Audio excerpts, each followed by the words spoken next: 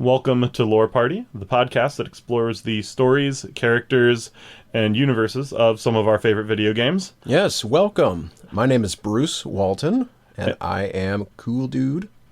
I am Caleb Ference. I'm probably a 7 out of 10, give or take. Oh, you got to give yourself more credit than that, man. Come on. 8.5. All right, there you go. We'll agree on 8.5. Yeah, I'm a 10. You gotta go through life thinking you're a 10. Yeah. Anyway, sorry. Welcome to Lore Party. This is our first episode on Overwatch lore. Is that right, Caleb? That is absolutely our first episode on Overwatch lore, unless there's a prequel that I missed. But we can do the prequel episodes on another day. We'll just do this George Lucas style. Well, so in this, let's just kind of describe what we kind of do here. We are gamers. We love video games, and both of us play a lot of Overwatch, and we love all the stories and characters that come with it.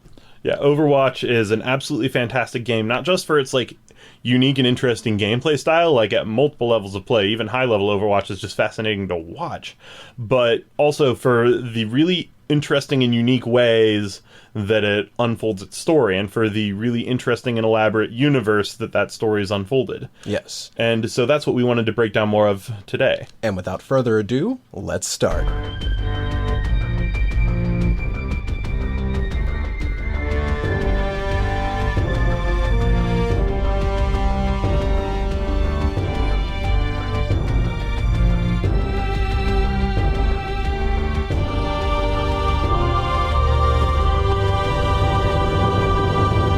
So, Caleb, I'm going to make a little confession here on our first episode.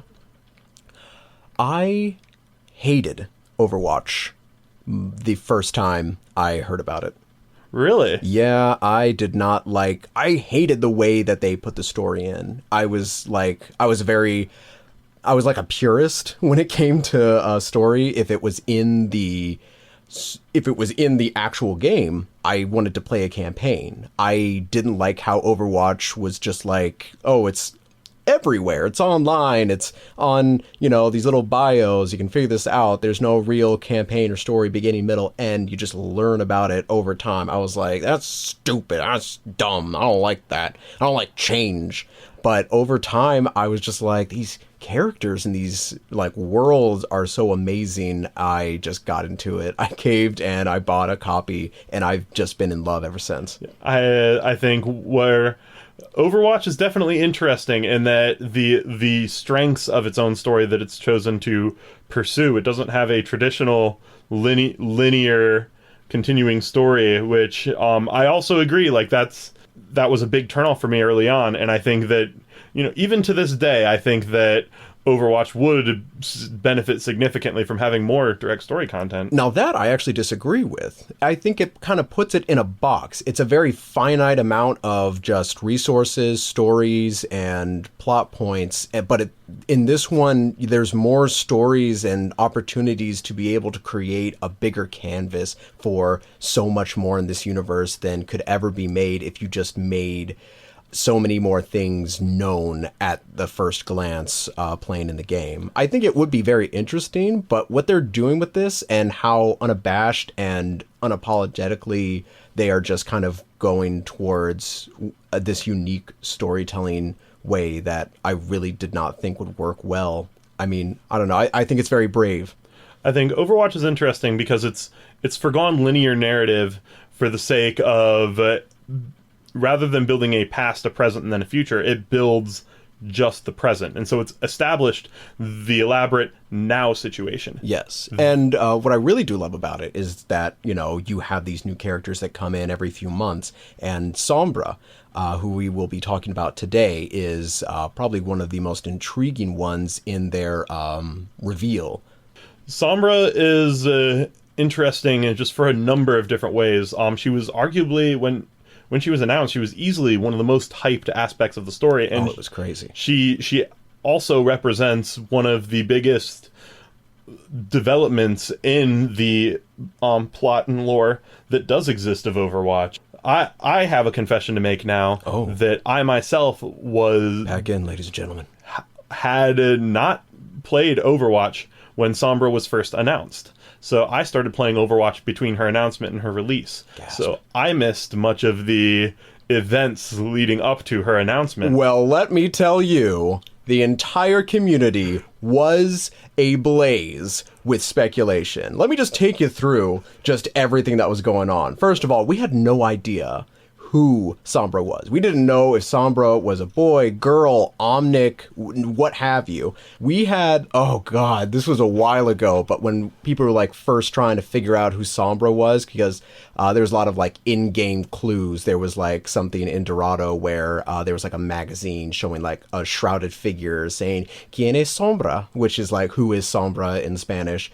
And there were like pictures of like this one person who's like in a shroud, which we later learn is Ana Amari, who is a character in her like desert shroud skin. When we thought back then was that was Sombra.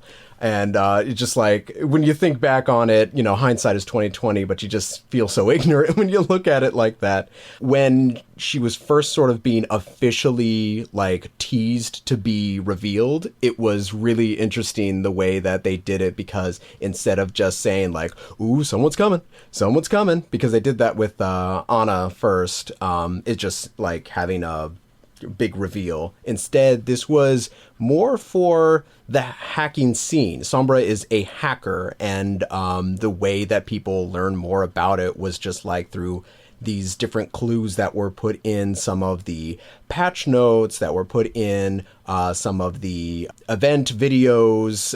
It was like these small, tiny, minute things that you would only have to look at for like a quick millisecond to catch. Even if you were looking, it would be difficult. And it was amazing to see just all these teams of hackers and people who were just like running the numbers, trying to figure out the codes of just messages and then translating them in from like Spanish to English, and they were still trying to figure it out. Her calling card was like the sugar skull. We thought that that was going to be like a mask that she wore, and that like they would just be like, she would be a shroud, just like in all black with just the sugar skull mask. And when I saw Sombra revealed finally, I was a bit disappointed at first, because I was just like, that's not even intimidating. It's just a neon purple girl.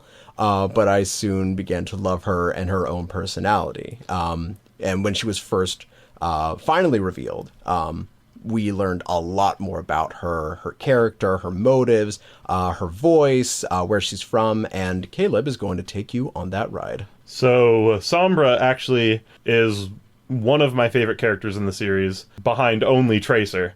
Oh, we got a Tracer main here, huh? I am hardcore Tracer main. Tracer mains. Jeez. But not only that, I am a silver Tracer main. Not even a good one. Hey, you know what? We're all silver now. I will dash into your Junkrat and if die. If you aren't silver right now, and if you've been playing at least since the second or third season, I don't know who you are. You're in silver, or you made a new account. Don't lie to us.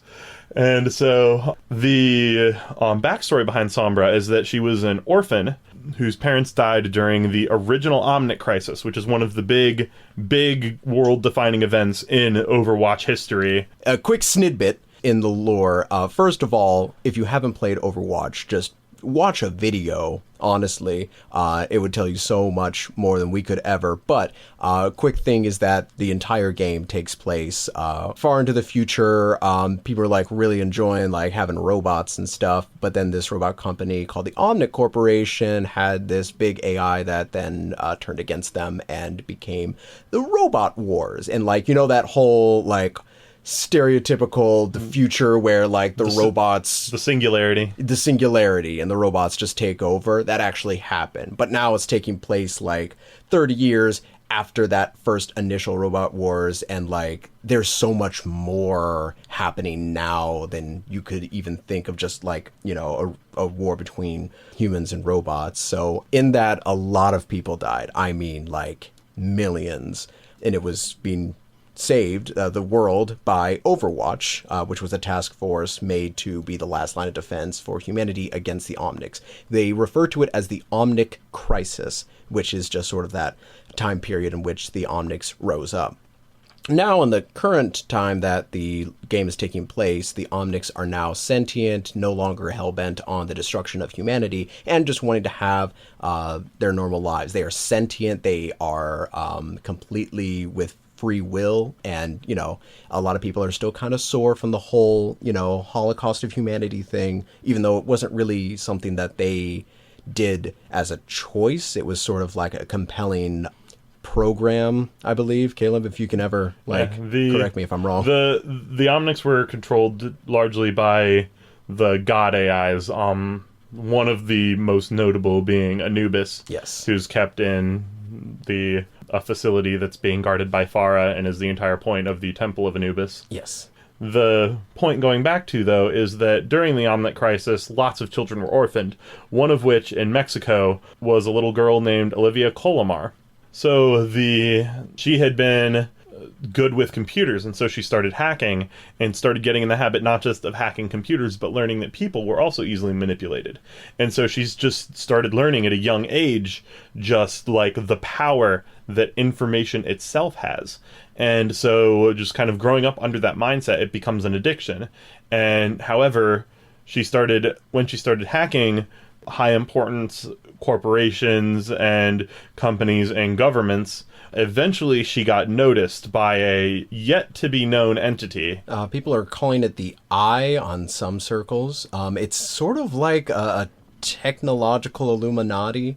Very, very little is known about it, but in one of the animations, it shows that she was very close to getting something, and then just an icon, which you can find if you just say like Overwatch, the Eye or something like that, just completely wiped out all her equipment. She had to start over from scratch. So in doing that, after having been discovered by whoever this Eye was, she was forced to, as it goes, get an upgrade. So she upgraded a lot of her equipment, attached a lot of, what would be the word for that? Biometric? Okay, so that would be more of, I don't know, like hack prosthetics? There we go.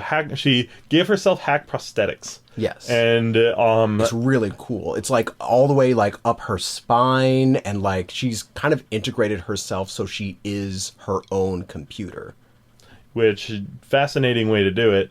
And ultimately ended up joining an organization called Talon, who kind of formed from the ashes of Overwatch's Black Ops division, Blackwatch. So she was eventually revealed to have been a member of that organization.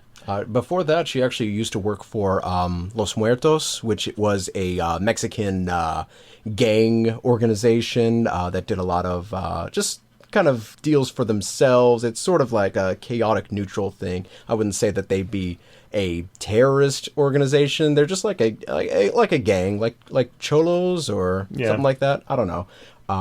But we kind of see them a little bit in a animation from Soldier 76 where he kind of beats them up.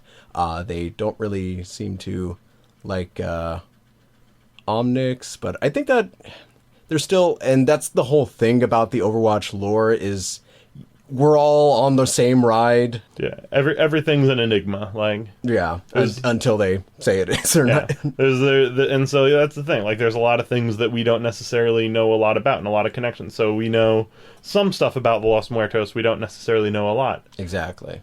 However, of the things that we do and don't know, Sombra is interesting because even with all of this, like, she's arguably the character in the Overwatch lore that we know the least about. We know she's a member of Talon.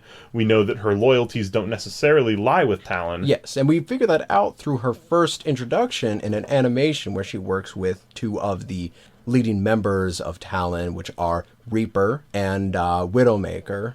She sort of, I wouldn't say double crosses them, but I would say double crosses them.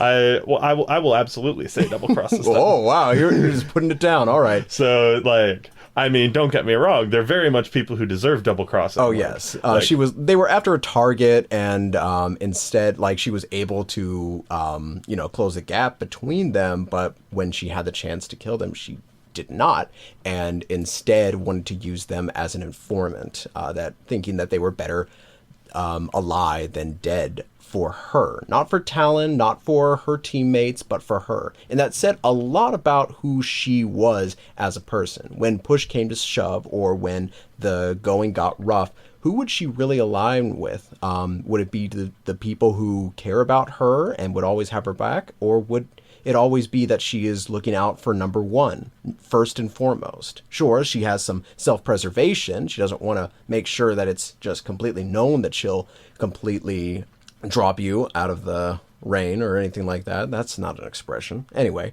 but instead, like, we're seeing that she cares more about herself and her goals. And what would you say her goals are, Caleb? Her goals are difficult to define, but she does say at the end of one of her cinematics that she plans to find out who really runs the world and find their weakness. Yes. This most likely being the eye in question. The end of her intro cinematic actually shows a really interesting conspiracy web where she connects several of the characters and factions throughout the Overwatch universe to each other. Mm-hmm. And you see at the center of it all one of the defining forces behind both Overwatch and Talon is whatever this mysterious eye is, this conspiracy, whether it's a faction or an individual.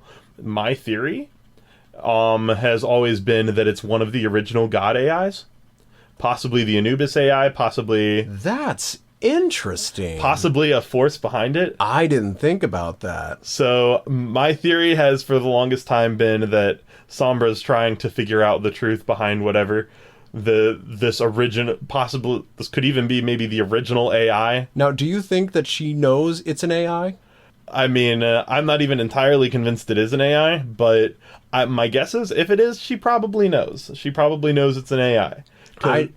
Sorry, go ahead. I would argue that, most interestingly, an AI, because she talks about how easily people can be manipulated. Mm-hmm. I would argue that it would also make a lot of sense, the fact that she almost seems to be kind of trying to play underneath its eye a lot more, because I would say an AI is probably the thing that is most capable of intimidating Sombra. We actually haven't seen a lot of AI kind of act within the world, even though they do exist. We've only seen Anubis, but we do know that there are multiple god AIs, and that would be a really great thing. The reveal would be great. I would like it if she didn't. Like, she's like very close, like she's got this idea, this perception of what the eye is, but not exactly herself knowing what it is. To me, I feel like she would think that would be like an elite organization of like an Illuminati, of just like a higher up, men in suits at a dark table. But that's what Talon is. So like, I don't know. Bear in mind, this is the person who managed to convince Lynx that she was not an individual, but an entire organization. Exactly. Like collective. But that's what I think will be a cool parallel, is just like, she's also wrong when she's thinking of the eye, and then that she's wrong and finds out that it's, that the eye is an AI. The thing that really is interesting, because all of this is speculation, so there's very little that we actually know about Sombra, but what really is cool is that I think that compared to a lot of the other characters, and this goes back to the strength of Overwatch's unique storytelling style, is the degree to which her visual storytelling comes through. The fact that she has those visible hacking prosthetics on her, the way she moves, the way her abilities translate in game. Oh yeah. In game, she actually has a hack ability where she can actually render her opponents immobile. They're usually just not able to use it for a few seconds. She can also hack health packs and just be able to stop people during their ultimates, but select few. Yeah. I think that's really cool. And then she also has a translocator. Mm-hmm. It all just combines into this just interesting rhythm of who she is as a character and how she interacts with the people around her. But then even on top of that, and this is the other controversial opinion I have, and this is something that Bruce might challenge me on, I think that Sombra has the best and most interesting all around optional cosmetics in game, between her sprays and the emotes that she's given in game. Because even just take example, one specific emote that she was recently given shows her summoning a puppet of another character, Reaper, pulling it on a string and mocking it for a few seconds, and then laughing and tossing it aside. That 2-second gesture reveals so much about her. So you're just saying emotes. Emotes. Or are you saying skins? Emotes, sprays, skins, the whole. I think I agree with you to a certain degree, but I think it's mostly because we don't know that much about her, and that her actions and appearances speak so much more than she does. And yeah, I totally agree with that. She's also for someone who's like very much, kind of in the business of stealth, she is very flashy and vibrant with her colors and aesthetic choice, with how she moves, how she kind of carries herself. She's very confident. She flaunts what she has. She moves very fluidly and just with a lot of confidence, which I do appreciate. I like that. And I like that to her character. It's just kind of interesting that, she's a hacker. She can turn invisible, but she doesn't choose to be like a ninja or to be like a solid color or to blend in. She just kind of appears, says, "Look at me, world, here I am, ¿qué pasa?" and then just wrecks shop. And I really like that about her. And she'll even do it all under notes. After she wrecks shop, she'll completely disappear without a trace. And I think I really like that because that says a lot about how she probably does a lot of her missions, where she's not found when she doesn't want to be, but she can definitely use her just being able to be found and just people trying to find her to her advantage. It doesn't matter really what she wears or how she acts. She can just be invisible and then wreck you and then appear, just completely taunt you and then flaunt it in your face and then go. Fun, interesting sidebar. I don't know if you've ever discovered this, but in Overwatch, her spray does not cancel out her invisibility, which means that I did not know this. When you attach her sprays to your scroll wheel, I can run around invisible and just scroll down when I'm passing by someone. And as far as they see, they don't see me. They just see all of a sudden Sombra's logo appears next to them. That's a ghost. Actually, that would freak someone out because they're just like, Sombra's here. Where is she? And so, and it's going to be even more so because they're working on buffing her in the game now. By the time this episode comes out, yep. Those PTR buffs will probably be live. Okay, so what do you think about these? Have you, first of all, read all about them? Yes. Cool. Why don't you tell the viewers at home? Okay, first of all, she does translocator stuff. She can turn invisible for a duration, can be detected by some things, and if she's too close to someone, she's detected. She has the hackability thing, and then her EMP charge, which is her ultimate, which she just sort of does this huge sphere that hacks everything in the area.